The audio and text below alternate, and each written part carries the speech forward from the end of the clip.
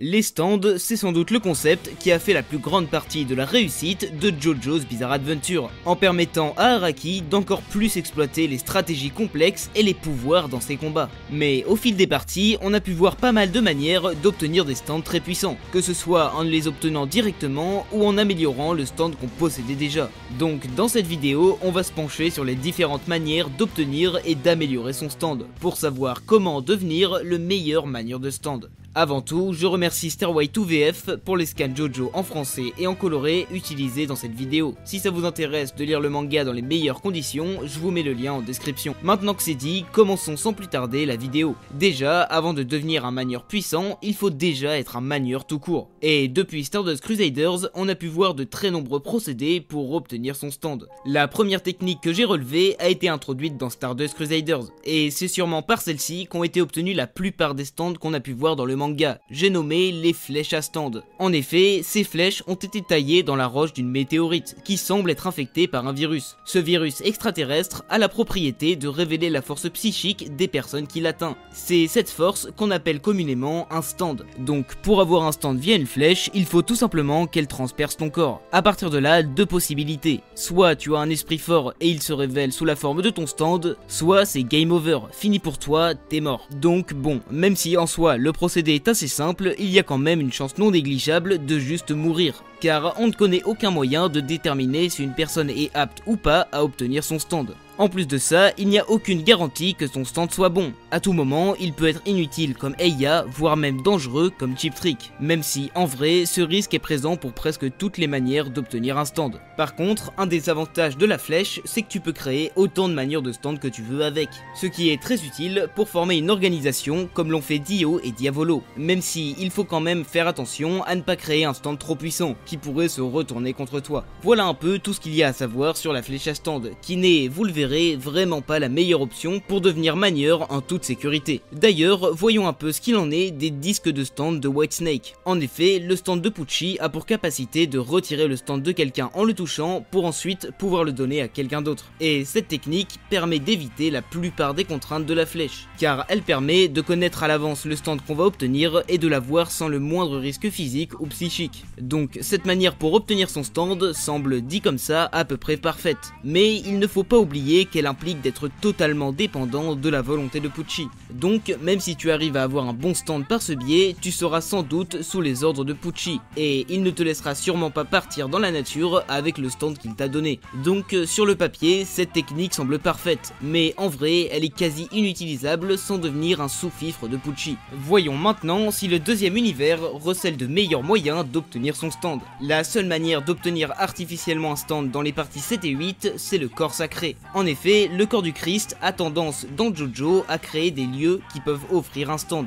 Dans Steel Ball Run, ce sont les pommes du diable qui se déplacent en Amérique et qui donnent un stand à ceux qui arrivent à y survivre. Car oui, il semble qu'un passage dans ces pommes du diable soit très dangereux, provoquant la mort de la plupart des personnes qui les croisent. Mais si par miracle tu arrives à y survivre, tu obtiens un stand. Mais bon, vu les risques, ce n'est clairement pas une bonne technique. Pour ça, il vaut mieux se tourner vers Jojo Lion et ses murs qui voient. En effet, c'est un peu une sorte de pomme du diable, mais là, au lieu de n'être causé que par une partie du corps sacré, c'est directement tout le corps qui en est à l'origine. Donc ces murs qui voient donnent un stand à certaines personnes qui se trouvent à proximité. Donc là, même si tu n'es pas assuré d'obtenir un stand si ton esprit n'est pas assez fort, au moins tu n'as aucun risque de décéder. Donc cette technique semble pour le moment être la meilleure. Mais le deuxième univers recèle encore une manière infaillible et tout aussi sûre d'avoir son stand. Car si les murs qui voient sont provoqués par la présence du corps sain, le plus efficace reste encore de s'approprier une des parties de ce corps, permettant d'obtenir un stand à coup sûr et sans aucun risque. Cela dit, il faut quand même préciser que ces morceaux sont déjà d'une extrême rareté dans Steel Ball Run et carrément inatteignables dans Jojo Lion.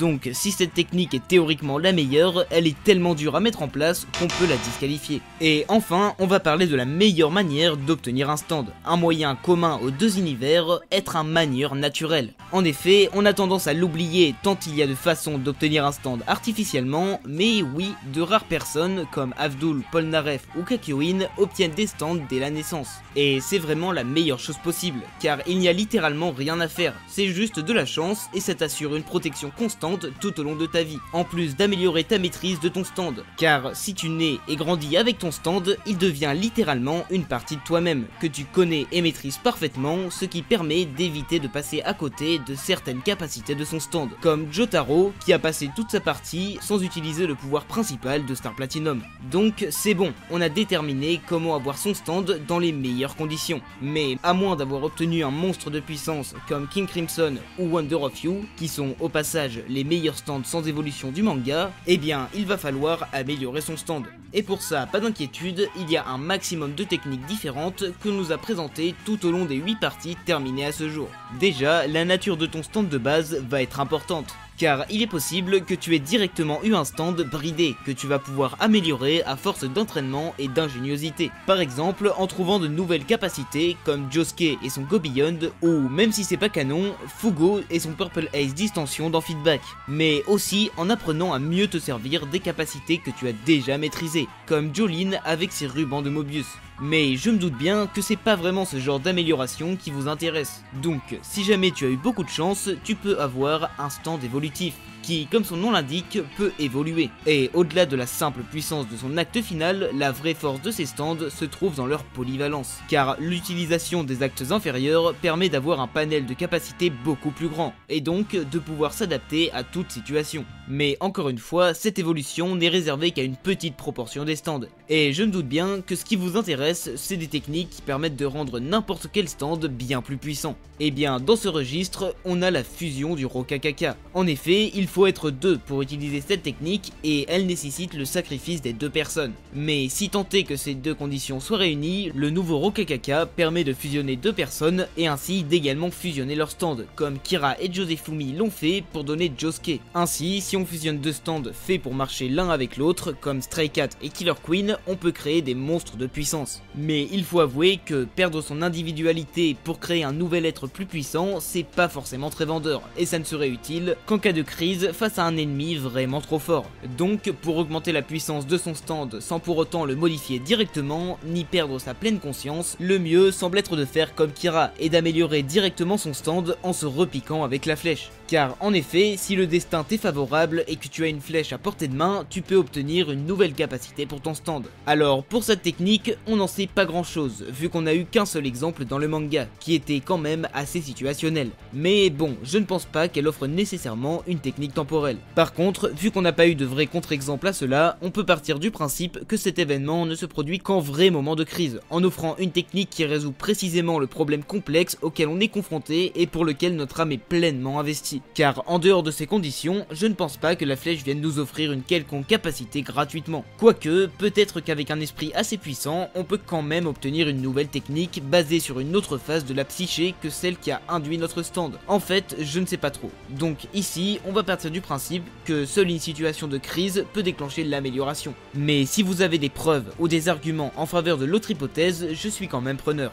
Donc cette amélioration de stand est assez bonne et ne nécessite que d'avoir toujours une flèche sur soi dans l'attente d'une potentielle situation de crise. Mais c'est vrai que pour devenir un excellent manieur rapidement, ce n'est clairement pas optimal, alors que la technique suivante, elle, a littéralement été créée dans cette optique. En effet, Dio a créé son plan pour atteindre le paradis pour devenir réellement un dieu, et c'est clairement réussi, car le seul exemple de stand du paradis qu'on a eu, c'est Made in Heaven, et il est réellement divin, sans aucun doute le meilleur stand juste derrière GER au moment de son apparition. Et je sais que j'en ai déjà parlé plusieurs fois dans mes vidéos, en disant que Made in Heaven était le seul et unique stand du paradis. En effet, déjà, ce jeu nous dit qu'en montant au paradis, Dio obtient une amélioration de son stand, The World Over Heaven. Cela dit, on connaît déjà le stand du paradis et c'est Made in Heaven. Mais je vais quand même un peu préciser mon idée pour ne pas donner l'impression de me contredire. Déjà, le premier problème, c'est qu'on ne sait pas si le plan pour atteindre le paradis est exclusif à Dio et Pucci ou si n'importe qui pourrait l'utiliser pour s'élever au rang de dieu. Mais disons que n'importe quelle manière d'un stand temporel pourrait, s'il modifiait suffisamment ce plan pour qu'il soit à son image, l'utiliser également, et amener son meilleur ami à posséder un stand du paradis qu'il imagine.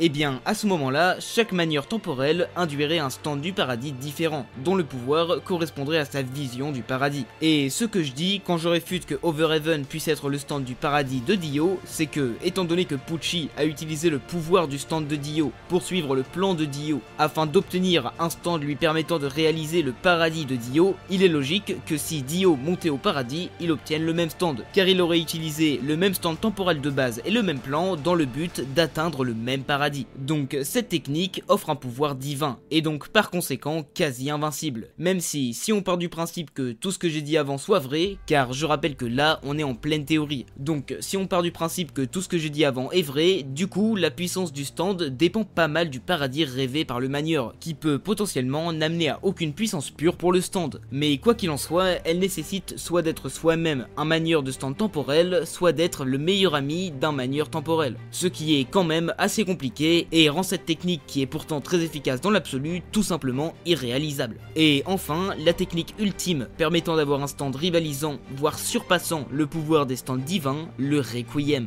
Étant le thème de la partie 5, il est logique qu'on ait plus d'informations sur eux que par exemple sur l'amélioration de Kira. Donc pour obtenir un Requiem, il faut encore une fois posséder une flèche. Et déjà là, il pourrait y avoir le débat de s'il existe ou non une flèche Requiem. Et personnellement, je ne pense pas, pour une raison très simple. Comme dit précédemment, ce qui fait que la flèche peut offrir un stand aux êtres vivants, c'est qu'elle contient un virus, étant donné qu'elle a été extraite d'une roche extraterrestre. Sauf que dans le manga, on ne nous montre qu'un seul rocher. Et puis, dans tous les cas, la flèche Requiem est issue de la même météorite que les autres flèches qu'on a pu voir. Donc, il serait plutôt étrange que cette flèche ait une concentration ou un type de virus différent des autres flèches, alors qu'elles ont été taillées dans la même roche. Donc, en partant du principe que toutes les flèches peuvent transformer un stand en Requiem, il suffit d'en posséder une pour tenter d'améliorer son stand. Sauf que, comme on a pu le voir avec Diavolo, ce n'est pas aussi simple que ça. En effet, la flèche choisit qui elle décide de transformer ou pas en Requiem. Donc si tu n'es pas assez déterminé, que ton objectif ne correspond pas aux critères de la flèche ou que le destin ne t'est tout simplement pas favorable, alors tu ne pourras juste pas éveiller ton Requiem. Cela dit, contrairement à l'amélioration de stand classique, les Requiem ne demandent pas expressément d'être dans une situation compliquée pour être éveillé. Par exemple, quand Polnareff a éveillé son Silver Chariot Requiem, il n'avait pas l'air tant en difficulté que ça.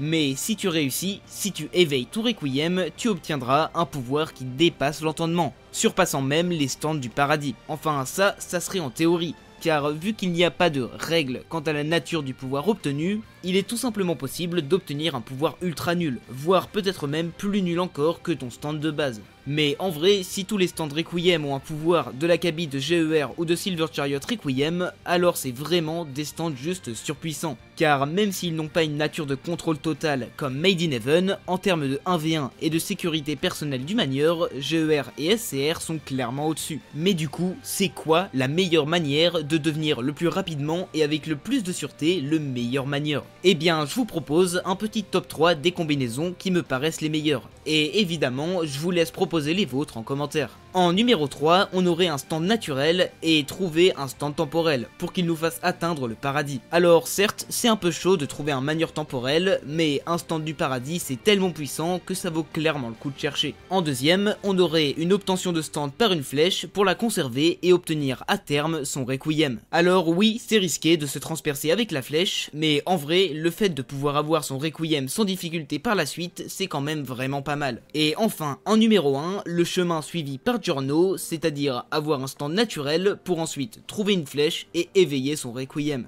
Voilà pour cette vidéo sur les manières d'obtenir et d'améliorer son stand. J'avoue que j'aime bien faire ce genre de vidéo de pur lore et de spéculation, donc j'espère que vous aimez ça aussi. En tout cas, si la vidéo vous a plu, n'hésitez vraiment pas à vous abonner et à la liker, et moi je vous dis à plus tard pour une prochaine vidéo.